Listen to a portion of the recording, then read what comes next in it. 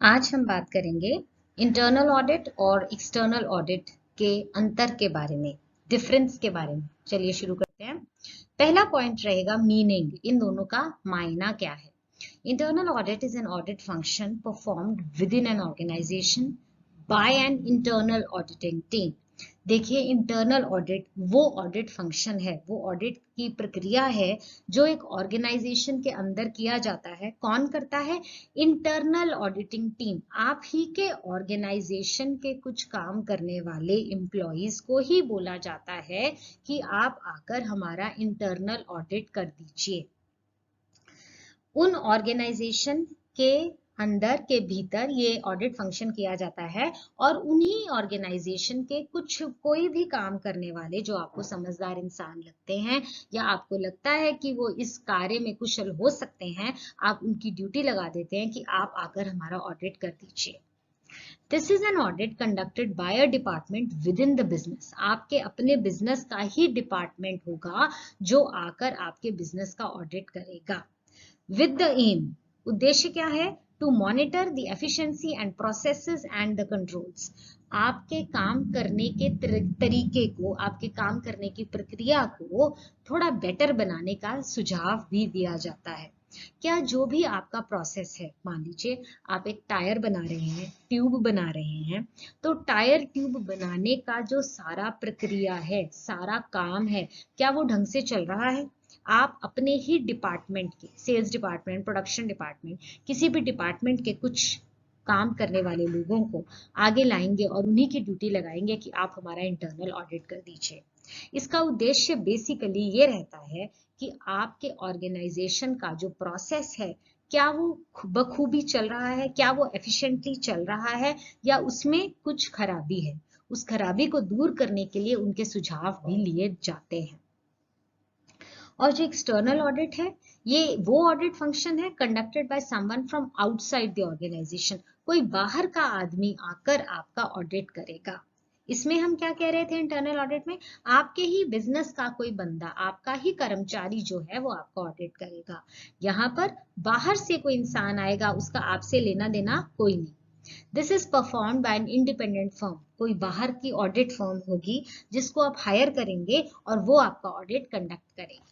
इसका उद्देश्य क्या रहता है? To certify the financial statement of an entity. जो भी आपने पेपर वर्क किया है, फाइनेंशियल स्टेटमेंट्स बनाए हैं, उन फाइनेंशियल स्टेटमेंट्स को आकर वो मॉनिटर करेगा, चेक करेगा और ऑडिट करेगा कि क्या आपने वो अपनी financial statements, trading profit and loss account, balance sheets proper तरीके से एज पर लॉ बनाए हैं। उसमें आपने टैक्स को छुपाया तो नहीं है, अपने प्रॉफिट्स को कम तो नहीं किया। इस तरह की बातें जो हैं वो एक्सटर्नल ऑडिट आके पुष्टि करेगा कि जो आपके स्टेटमेंट्स ऑफ अकाउंट्स हैं वो बिल्कुल प्रॉपर बने हुए हैं। तो पहला हमारा डिफरेंस जो है वो मीनिंग को लेकर रहता है। कौन कर रहा है? इंटरनल ऑडिट करने वाले और लोग होंगे और एक्सटर्नल ऑडिट करने वाले लोग बाहर से आएंगे जो आपके बिजनेस को ऑडिट करेंगे। आगे बढ़िए, ऑब्जेक्टिव क्या है, मुद्दा उद्देश्य क्या है? इसका उद्देश्य है to update and educate the management and the staff on how to improve the operations. आपको जो सुझाव मिलेंगे इंटरनल ऑडिट से, वो इस सिलसिले में मिलेंगे कि मैनेजमेंट को ये बताया जाएगा, अपडेट किया जाएगा कि यहाँ पर आपसे चूक हो रही है और आप अपने रोज की कार्यशैली को इस प्रकार से कीजिए तो आपका इम्प्रूवमेंट होगा, आपकी बेहतरी होगी, आपका प्रॉफिट भी बढ़ेगा, आपकी प्रोडक्शन भी बढ़ेगी और आपकी जो कॉस्ट है वो भी कम हो सकती है। तो बेसिकली मैनेजमेंट को और कर्मचारियों को सुझाव दिया जाता है कि इस तरह से ना करके किसी भी काम को दूसरे तरीके से करोगे तो आपके लिए ही बेहतरी रहेगी। लेकिन जो एक्सटर्नल ऑडिट है उसका उद्देश्य क्या है? वो देता है credibility and reliability of the financial reports. जो आपने बुक्स ऑफ अकाउंट्स बनाए हैं वो उसको आके चेक करता है, पुष्टि करता है, स्टैंप लगाता है कि ये बिल्कुल सही बनी है। तो अगर आपके वो फाइनेंशियल रिपोर्ट्स किसी एक्सटर्नल ऑडिटर ने ऑडिट नहीं किए तो उनकी पुष्टि ही नहीं है। अपनी मर्जी से तो मैं चाहे जो मर्जी अपनी रिपोर्ट्स बना लूं, आप चाहे आप अपनी मर्जी से कोई भी रिपोर्ट बना लें, उसमें तो कोई किसी का हाथ ही नहीं पकड़ सकता ना। थर्ड पार्टी आकर उसको ऑडिट करेगी, उस पर स्टैंप लगाएगी कि भैया यस, यहाँ पर सब ठीक है। तो ये जो एक्सटर्नल ऑडिट है ये फाइनेंशियल रिपोर्ट्स की पुष्टि करता है, ये इसका सबसे बड़ा काम है।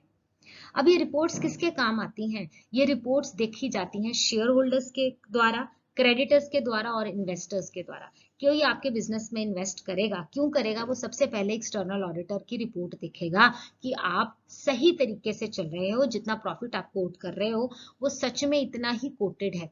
वरना एक्सटर्नल ऑडिट वाला पंगा ना हो तो ठीक है जी, मैं तो अपनी फर्म के बारे में बढ़ा चढ़ा के बोल के लोगों से वैसे ही इन्वेस्ट करवाती रहूंगी, है ना। तो जो इन्वेस्ट करने वाले हैं उनको भी तो देखना है ना कि हम में कितना दम है।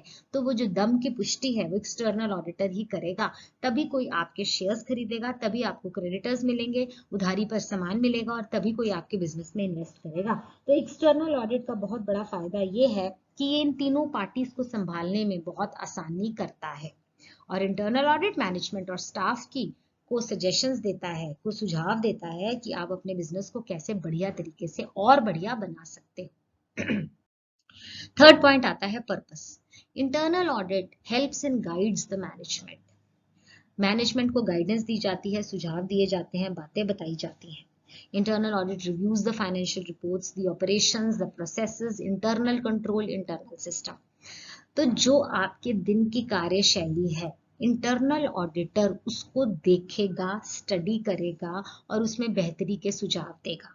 तो दिन की कार्यशैली में आपके सारे ऑपरेशन, सारे प्रोसेसेस, अगर आप प्रोडक्शन में हो तो कैसे आप प्रोडक्शन प्रोसेस मैनेज कर रहे हो, आपका इंटरनल कंट्रोल कैसा है, इंटरनल सिस्टम कैसा है, उसके बारे में एक चीज डिस्कस की जाती है और आपको उसके बारे में सुझाव मिलते हैं। इसका फर्स्ट पर्पस हम ये लिख सकते हैं, early detection of error and fraud. Internal audit करवाने का एक बहुत बड़ा फायदा ये भी है कि अगर खुदा न खास्ता आपके फर्म में, आपके ऑर्गेनाइजेशन में कुछ गलतियां हो रही हैं जो आगे जाके बड़ी गलतियों का रूप ले सकती हैं, आप वहीं पर उस गलती को ठीक कर सकते हैं। अगर आपके ऑर्गेनाइजेशन में कोई फ्रॉड हो रहा है तो आप उसको छोटे को ही पकड़ लीजिए, नहीं तो वो बढ़ते बढ़ते बीमारी की तरह ज्यादा बड़ा हो जाएगा। तो इंटरनल ऑडिट इन सब चीजों को दूर करता है, हमारी एरर्स और फ्रॉड्स को छोटे लेवल पर ही पकड़ लेता है ताकि वो बड़े ना हो जाएं। आपके सारे प्रोसेसेस, ऑपरेशंस को स्टडी करके सजेशंस देता है मैनेजमेंट को। एक्सटर्नल ऑडिट का टोटली डिफरेंट है। External audit safeguard the interest of owners, share holders and other parties. जैसा कि बताया, इन तीनों पार्टीज को आपके एक्सटर्नल ऑडिटर की रिपोर्ट देखनी है, तभी वो आपके बिजनेस को बिलीव करेंगे, वरना आपके कहे अनुसार तो आपके बिजनेस के बारे में बिलीव नहीं किया जाता। तो ये तीनों पार्टीज एक्सटर्नल ऑडिटर की रिपोर्ट को देखकर ही अपने मन को तसल्ली करती हैं कि जो कहा गया है, जो दर्शाया गया है वो सही है। External audit reviews the financial statements and other compliance matter. वो आपके सारे बुक्स ऑफ अकाउंट को, trading profit and loss account को, बैलेंस शीट को स्टडी करेगा। The purpose can be said to present the true and fair view of the financial statements. आपके financial statements की सच्ची गाथा जो है वो एक्सटर्नल ऑडिटर ही बताता है। और इन तीनों के लिए ये बहुत फायदे की बात है कि ये एक थर्ड पार्टी को बिलीव करती हैं कि आपका बिजनेस इन्वेस्ट करने के लायक है, आपके शेयर्स खरीदने के लायक हैं, क्योंकि आपके फाइनेंशियल स्टेटमेंट्स जो आपने बनाए थे, जब कोई उसकी पुष्टि करके कंफर्म कर देता है कि भैया सब सही है, तो आपको तसल्ली अपने आप हो जाती है। ठीक है, आगे बढ़िए। Focus. Internal audit basically keeps its focus on the continuous improvement of organization and meet the strategic goal. तो उसका फोकस, उसका मेन विचार किस पे रहता है इंटरनल ऑडिटर का, कि आपके ऑर्गेनाइजेशन को इम्प्रूव कैसे करना है, कंटिन्यूअसली इम्प्रूव करना है। ऐसा नहीं है कि साल में एक बार आए, आके बता दिया और फिर सो गए। आप डेली बेसिस पे, आवरली बेसिस पर कैसे आप अपना प्रोडक्शन बढ़ा सकते हो, अपना इंटरनल कंट्रोल बेटर कर सकते हो, इंटरनल मैनेजमेंट अच्छी कर सकते हो, कंटिन्यूअस इम्प्रूवमेंट आपकी होनी चाहिए। ये बेसिक फोकस रहता है इंटरनल ऑडिट का।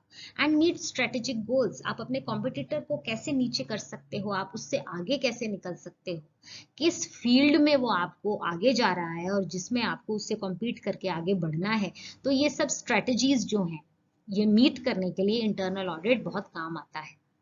एक्सटर्नल ऑडिट का मेन फोकस तो देखो जी सिर्फ fair and true reporting of financial matters हैं। जो आपने बेसिक बुक्स ऑफ अकाउंट्स बनाई हैं वो उसको रिव्यू करता है और उसको पुष्टि करके देता है कि भैया ठीक लोग हैं, ऐसा नहीं है कि अपने घर पैसा लेके जा रहे हैं और बिजनेस में नहीं कर रहे हैं, फ्रॉड नहीं कर रहे हैं, कुछ टैक्स इवेजन नहीं कर रहे हैं। इस तरह की बातों की पुष्टि करना ही एक्सटर्नल ऑडिट का मेन फोकस रहता है।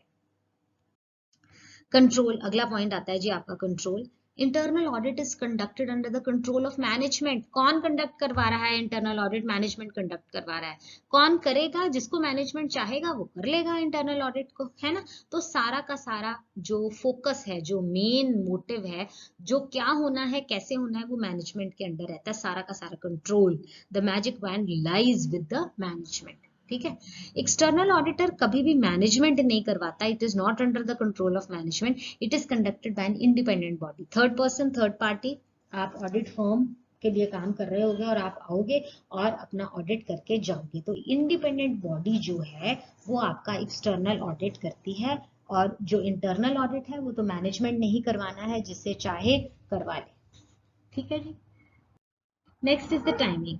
Internal audit is done continuously throughout the year. जब आपका दिल चाहे internal audit can be conducted any time of the year. जब मैनेजमेंट का दिल चाहे, जितनी बार मैनेजमेंट का दिल चाहे उतनी बार, तब जब मैनेजमेंट चाहे करवा सकती है।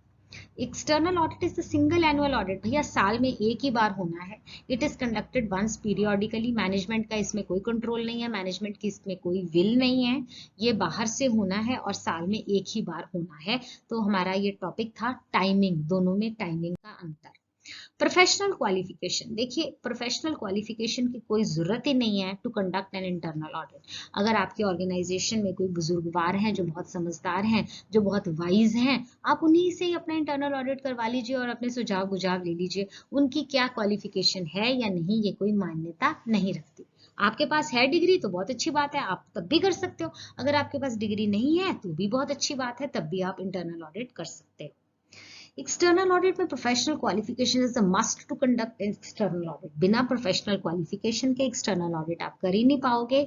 अगर आपके पास वो डेजिग्नेशन ही नहीं है बेसिक वाली, तो कैसे आप stakeholders, shareholders, creditors और इन्वेस्टर्स को बयां कर पाओगे कि भैया ये ऐसे नहीं ऐसे? वो क्यों आपकी बात पे बिलीव करेंगे? वो तभी बिलीव करेंगे जब कोई प्रोफेशनल पर्सन ही एक्सटर्नल ऑडिट को करेगा। इसलिए एक्सटर्नल ऑडिट के केस में आपकी प्रोफेशनल क्वालिफिकेशन बहुत ज्यादा जरूरी है, उसके बिना बात नहीं बनेगी। Eighth point is relation to the company. जो इंटरनल ऑडिट है उसका क्या रिलेशन है कंपनी के साथ? Internal auditor stands in employer employee relation to the company. वो कंपनी का ही मुलाजिम है जो आज के लिए आपका मुलाजिम होते हुए भी आपका इंटरनल ऑडिट कंडक्ट करता है, आपकी बेटरमेंट के लिए आपको मैनेजमेंट को सजेशंस देता है। तो बेसिकली इंटरनल ऑडिटर आपका ही एम्प्लॉय है जो मैनेजमेंट के अंडर काम करता है। External auditor is an independent body. वो आपका एम्प्लॉय नहीं है, he is not the employee of your company. External auditor works for an outside audit firm. कोई बाहर की ऑडिट फर्म है, वो उसका कर्मचारी रहेगा, पढ़ा लिखा इंसान जो वहां पे काम कर रहा है, आपके ऑर्गेनाइजेशन को आकर ऑडिट करेगा और एक आपके फाइनेंशियल स्टेटमेंट्स को स्टडी करेगा और उसकी पुष्टि करके जाएगा।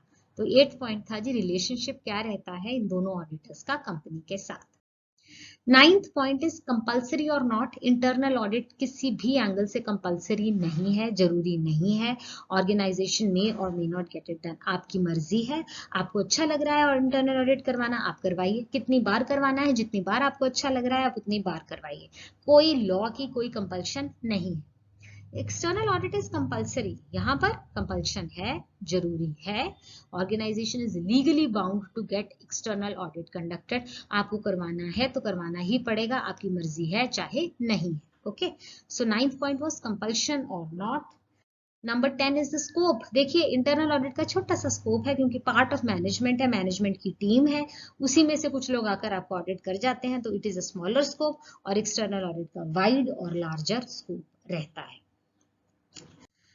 11th point is report format. देखिए अब जो इंटरनल ऑडिटर है वो किसी भी तरह की फॉर्मेट में, डिजाइन में आपको रिपोर्ट दे सकता है। कोई 4 लाइनें लिख के दे सकता है, 2 पेजेस का लिख के दे सकता है, ऐसे लिख सकता है, पॉइंट्स में लिख सकता है, जैसे उसको सूटेबल लगता है। तो हम कहते हैं कि they can submit there findings in any type of report format. कोई भी टेबल में दे दो, जैसे मर्जी दे दो, ठीक है। लेकिन यहाँ पर स्पेसिफिक रिपोर्ट फॉर्मेट है भैया बना हुआ, आपको उसी को फॉलो कर कर अपना ओपिनियन और फाइंडिंग्स जो भी आपने निकाला है निष्कर्ष, अपना कंक्लूजन, आपको उसी फॉर्मेट में ही देना पड़ता है एक्सटर्नल ऑडिटर के केस में। यहाँ आपकी मर्जी है, जैसे आपको अच्छा लगता है आप कर सकते हैं। Next point, audience. Who is the audience to the internal audit? Senior management। किसको प्रेजेंट करेगा इंटरनल ऑडिटर? अपनी सारी सुझाव बुझाव जो भी उसने देखा है किया है, चेक करके जो पाया है, कोई एरर है, फ्रॉड है, किसको बताया जाएगा? सीनियर मैनेजमेंट को। लेकिन यहाँ पर किसको बताया जाएगा? मैनेजमेंट के कंट्रोल में तो है ही नहीं एक्सटर्नल ऑडिट, हमने आपको पहले बताया। ये देखेंगे जी एक्सटर्नल स्टेक होल्डर्स, जिसमें शामिल होते हैं हमारे शेयर होल्डर्स, हमारे इन्वेस्टर्स, हमारे लेंडर्स और क्रेडिटर्स।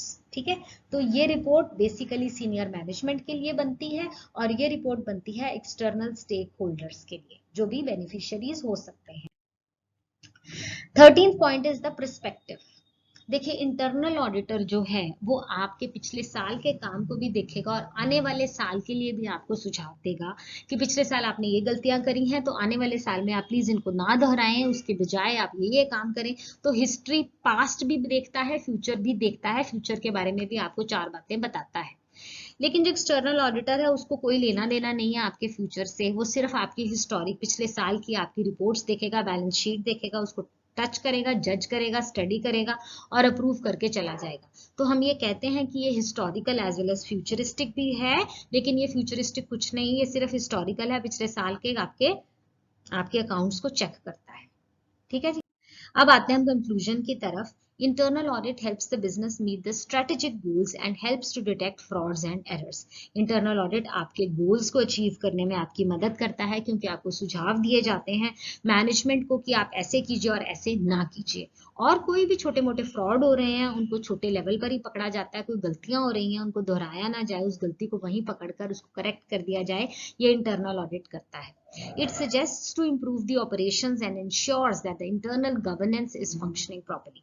जो भी आपके कामकाज करने के तरीके हैं, जो भी आपके ऑपरेशंस हैं, प्रोसेसेस हैं, उसको इम्प्रूव करने में आपकी हेल्प करता है। और इंटरनल गवर्नेंस, देखिए ये बहुत बड़ा पॉइंट है, आपने अपनी ऑर्गेनाइजेशन को कैसे मैनेज किया हुआ है, गवर्नमेंट कैसे चल रही है अंदर की, क्या पॉलिटिक्स तो नहीं हो रही है, क्या आपस में एम्प्लॉयर एम्प्लॉय रिलेशन स्ट्रेस्ड तो नहीं है, आपस में एम्प्लॉइज का रिलेशन स्ट्रेस तो नहीं है। तो ये सब बातें जो हैं ये इंटरनल ऑडिट ही इनको करेक्ट करने की कोशिश करता है और ट्रू मिरर जो है वो मैनेजमेंट को दिखाता है कि यहाँ यहाँ आप इम्प्रूव कीजिए तो आपके लिए बेटर रहेगा। ये सब बातें हो गई इंटरनल ऑडिट की। Internal audit makes sure that the company is ready for external audit. External audit के लिए बेस प्रिपेयर किया जाता है और कंपनी को एक्सटर्नल ऑडिट के लिए तैयार करने में इंटरनल ऑडिट की बहुत बड़ी हेल्प होती है। External audit provides assurance to the investors, lenders and other stakeholders. क्यों? कैसे assurance देता है वो? क्योंकि वो आपके बुक्स ऑफ अकाउंट की पुष्टि करके एक स्टैंप लगाता है कि हाँ जी भैया सब ठीक है। तो ये जो सब ठीक है वाली जो तसल्ली है वो शेयर होल्डर्स को बहुत जरूरी होती है, इन्वेस्टर्स को बहुत जरूरी होती है, तभी कोई आपके बिजनेस में इन्वेस्ट करेगा अगर उसको एक्सटर्नल ऑडिटर का कंफर्मेशन मिल गया होगा। ठीक है ना। तो external auditor it presents a true and fair view of your financial statements कि हाँ जी आपकी फाइनेंशियल स्टेटमेंट सही और सच्ची हैं। अदरवाइज हर कोई तो यही कहेगा ना, मैं भी कहूंगी मेरी फाइनेंशियल स्टेटमेंट बहुत सच्ची है, आप भी कहोगे आपकी सच्ची है, लेकिन जब तक कोई थर्ड पार्टी उसको प्रूव नहीं करता तो लोगों को विश्वास नहीं होता। ये है फायदा एक्सटर्नल ऑडिटर का। ठीक है, देखिए both types of audit are important for the organisation. इन दोनों की अपनी अपनी सिग्निफिकेंस, अपनी अपनी अहमियत है for its smooth and efficient running of the organisation. के स्मूथ रनिंग के लिए, एफिशिएंटली मैनेज करने के लिए इन दोनों के अपने अपने बहुत सारे फायदे हैं। तो हमारा आज का आर्टिकल यहीं खत्म होता है। आई होप मैंने आपको अच्छे से समझाया हो। आपको कोई भी डाउट हो तो आप कमेंट सेक्शन में प्लीज पूछ सकते हैं। Please subscribe to my channel. Thank you for watching. Stay safe, stay blessed.